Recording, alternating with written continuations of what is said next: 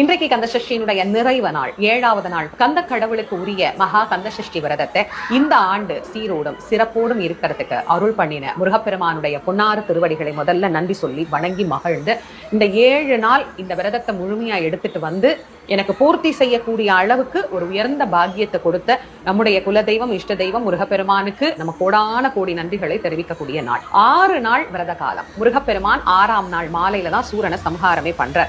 அதுக்கு பிறகு தன்னில் இருந்து விலகி இருந்த இச்சாசக்தியையும் கிரியாசக்தியையும் வள்ளி தேவசேனை ரூபமாக தன்னோடு மீண்டும் இணைத்துக் கொள்ளுகிறார். இதுதான் இந்த திருமணத்தினுடைய தாத்பரியம். அதனால்தான் சஷ்டி விரதம் என்பது 7வது நாளில் திருக்கல்யாணம் முடிஞ்ச பிறகு பூர்த்தி பண்ணினோம் அப்படின்னா அந்த முழுமை அப்படிங்கிறது கிடைக்கும். 28ஆம் தேதி அன்னைக்கு மாலையில நாம இந்த விரதத்தை பூர்த்தி பண்ண போறோம். முருகப்பெருமானுக்கு நம்ம கலசம் வச்சிருக்கிறோமோ படம் வச்சிருக்கிறோமோ நெய்வேத்தியமாக தயிர் சாதம், சக்கரை பொங்கல், சில பேர் வடை பாயசத்தோட விருந்தா